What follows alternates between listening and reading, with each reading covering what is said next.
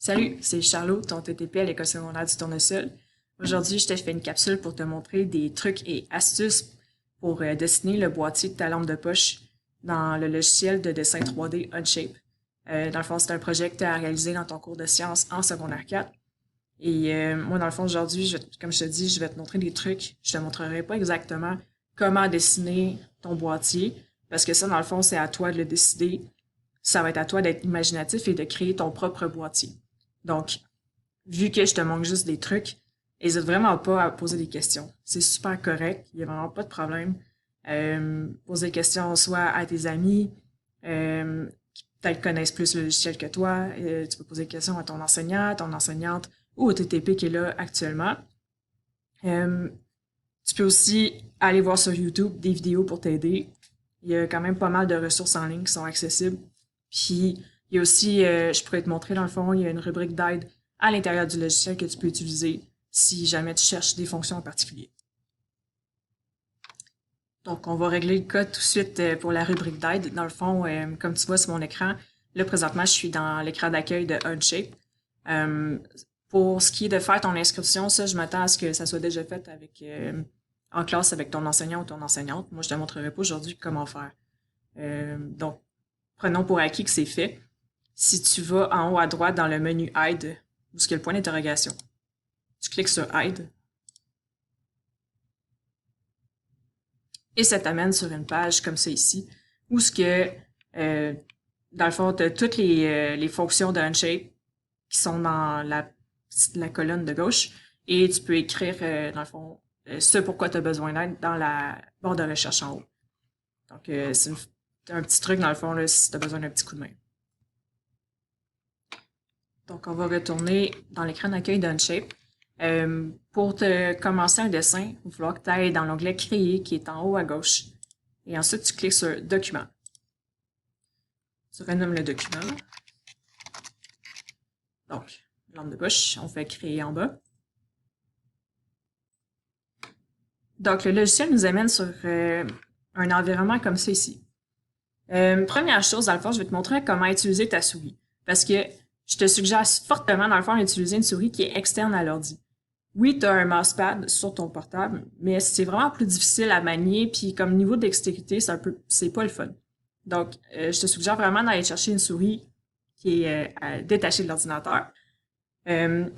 Sur ta souris, tu as 3 touches, la touche de droite, la touche de gauche et la roulette. Si je commence avec la touche de droite, dans le fond, la touche de droite, si je la maintiens, me permet de faire pivoter l'espace comme ça ici. Tu pourrais aussi reproduire le même effet avec le cube qui est en haut à droite, si tu touches sur des sections, différentes sections de ton cube.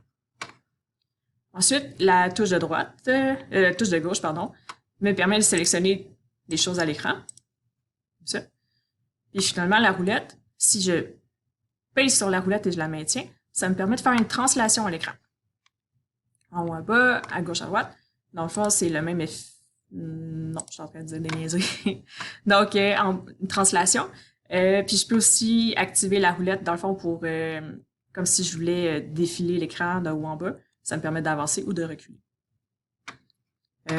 Ensuite, là, dans le fond, si on veut commencer, il va falloir qu'on se crée une esquisse. Ce que c'est une esquisse, dans le fond, c'est comme une feuille de papier si tu veux dessiner avec un crayon. Ça te permet de créer des formes en 2 dimensions pour que par la suite, tu puisses venir leur donner du volume, donc les rendre en 3 dimensions. C'est important que tu saches que, dans le fond, sur chaque esquisse, il va y avoir un seul dessin. Sinon, le logiciel va être tout mêlé quand tu vas vouloir faire donner du volume à tes dessins, puis ça va être vraiment trop compliqué. Donc, je te suggère vraiment fortement, vas-y, une esquisse, un dessin. Et finalement, avant de te lancer, moi, je te suggère vraiment d'essayer d'imaginer la pièce que tu veux dessiner dans ta tête. Essaye de la déconstruire par type de forme par laquelle elle va être composée. Donc, est-ce que tu as un assemblage de carrés, de rectangles, de cercles? Est-ce que tu as des triangles, des trous, des pyramides, des cubes? Vas-y vraiment de ce que tu as en tête, du mieux que tu peux. Tu peux aussi t'aider en la dessinant sur papier. Ça peut te donner une meilleure idée de là où est-ce que tu t'en vas avec le logiciel. Donc, une fois que c'est fait, on va se partir à une esquisse. Donc, en haut à gauche, je clique sur Esquisse. et il me demande de sélectionner un plan. Dans le fond, le plan, c'est ce que je vois à l'écran présentement. Le logiciel m'en propose 3 de base. Donc, j'ai le plan de droite, le plan de face et le plan de dessus. J'ai pas le choix d'en sélectionner un parce qu'il faut que je sélectionne une feuille pour dessiner. Puis selon comment tu veux orienter ton dessin, tu peux vraiment choisir celui que tu as besoin. Moi, je vais y aller avec le plan de dessus pour commencer. Donc, comme tu vois, une fois que j'ai sélectionné le plan, le logiciel m'a affiché un rectangle qui est marqué esquisseur. Ça veut dire que mon esquisse est bien active. Là, par contre, je suis un peu en diagonale, un peu croche, donc je vais essayer de me remettre droit. Pour ce faire, truc facile, appuie sur la touche N sur ton clavier. Comme ça. Donc, ça te remet droit face à ta feuille, ton esquisse. OK. Là, j'ai déjà fait une capsule là-dessus, donc je ne vais pas la refaire au complet, mais dans la barre d'outils qui est en haut, tu as plusieurs outils de dessin qui sont possibles. Je t'invite à regarder la vidéo si jamais ça t'intéresse. Donc là, on va sélectionner un rectangle que je vais venir mettre comme ça sur mon plan. Là, présentement, mon plan, mon rectangle, il a des dimensions aléatoires. J'ai vraiment pas contrôlé rien à ce niveau-là. Donc, il y a l'outil Cut qui existe pour venir y imposer une dimension. Dans le fond, une cote sur un dessin technique, c'est une dimension ou une information dimensionnelle qui est par rapport à ta pièce. Donc, je clique dessus. Et là, si je veux y imposer une mesure à ma ligne, disons, j'ai plusieurs choix. Soit sélectionner la ligne qui est en orange présentement, soit sélectionner une distance entre 2 points, ou une distance entre 2 lignes. Donc, les 3 choix sont possibles.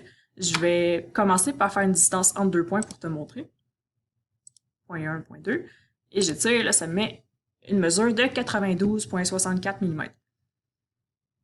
Moi, je vais y aller, disons, avec un 50 mm.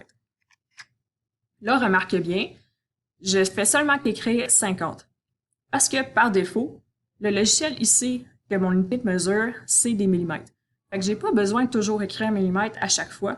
Si j'écris le chiffre que j'ai de besoin, je fais Enter sur mon clavier. Le logiciel, il s'adapte. Et si j'y retourne, disons, comme tu vois, il a compris que c'était des millimètres que je voulais. Ça, c'est parfait. Ensuite, je vais imposer une mesure à mon autre côté, qui est mon petit côté. Je vais y aller seulement en cliquant sur la ligne pour te montrer. Là, ça fonctionne aussi. Donc, lui, je vais y dire un 35 mm, comme ça. Et voilà. Donc, une fois que c'est fait, j'ai plus grand-chose à faire sur mon esquisse, donc je vais juste valider. Donc, à chaque fois que tu as terminé de dessiner dans une esquisse, valide avec le crochet vert. Sinon, tu vas perdre tout ce que tu viens de dessiner. Comme ça. Donc là, je me déplace. Comme tu peux voir, j'ai un dessin en 2D qui est apparu sur le plan de dessus. Je vais te faire remarquer, dans le fond, que j'ai esquisseur qui vient d'apparaître dans le menu à gauche de mon écran. À chaque fois que tu vas ajouter une esquisse, une fonction de volume, peu importe, ça va toujours être écrit dans ton menu qui est à gauche. Fait que si tu as besoin de faire des modifications par la suite, tu peux toujours revenir dans ta fonction. Maintenant, je voudrais ajouter un volume à mon dessin 2D. Pour ce faire, je vais utiliser l'outil extrusion. Donc, extruder, extrusion, dans le fond, c'est un autre mot plus technique pour dire justement d'ajouter du volume à un dessin. Donc, de lui donner une 3e dimension. Donc, si je clique dessus, il me demande de sélectionner une face ou une zone d'esquisse à extruder. Moi, c'est mon rectangle ici. Et il me montre dans le fond ce qu'aura l'air mon dessin après. Il me propose aussi une direction pour faire l'extrusion. Donc, soit vers le haut, soit vers le bas. Moi, je vais aller vers le haut. Et finalement, dans mon encadré aussi, j'ai... c'est écrit borgne. Borgne, dans le fond, c'est une distance fixe à laquelle le logiciel va extruder ton dessin. Tu pourrais aussi cliquer dessus et sélectionner une autre fonction. Par contre, je ne te montrerai pas toutes les autres fonctions. Nous autres, on va y aller juste avec borgne. Et là, la profondeur, dans le fond, à laquelle il va extruder est de 25 mm. Chose que je peux modifier. Moi, disons, je vais y aller avec un 50. Comme ça. Donc, je valide le crochet vert. Et voilà. Maintenant, je suis rendu avec un prisme rectangulaire. Par contre, moi, je vise à faire un boîtier, donc j'ai besoin d'une genre de boîte. J'ai pas besoin d'un cube qui est plein, d'un prisme qui est plein, j'ai besoin d'un prisme qui est creux. Donc, je vais prendre la fonction coq ici, qui va permettre de creuser à l'intérieur de ma pièce. Donc là, il me demande les faces à retirer. Moi, je vais y aller par le dessus. Donc, ça va vraiment me créer comme une boîte. Je peux aussi modifier l'épaisseur des parois de ma boîte. Donc, je vais avec un 2 mm finalement. Et si je ne me trompe pas, tu peux changer aussi la direction des parois, donc interne ou vers l'intérieur ou vers l'extérieur de ta boîte. Comme ça. Maintenant, je valide. Et voilà. Donc, ça me fait une petite boîte. Par contre, là, si je veux faire une lampe de poche, ben, ce serait quand même bien d'avoir un couvercle parce que sinon, tous mes fils vont être exposés. Donc, là, je te montre un truc. C'est un peu deuxième niveau. On commence à ajouter de la difficulté, mais ça va être utile. Dans le fond, on va venir se créer un plan en décalage pour pouvoir venir dessiner un couvercle qui est surélevé par rapport à la boîte. Donc, à droite, j'ai l'outil plan. Je vais sélectionner le plan de dessus, puisque c'est celui-là que je veux décaler. Comme là, tu vois, le logiciel me montre un peu l'emplacement où sera décalé mon plan. Je peux soit prendre la flèche puis le monter manuellement, ou je peux aussi y aller avec une mesure fixe. Comme ça. Et je valide pour... je fais le crochet vert pour valider mon action. Donc, on est prêt à dessiner. Je vais me créer une esquisse dans mon nouveau plan.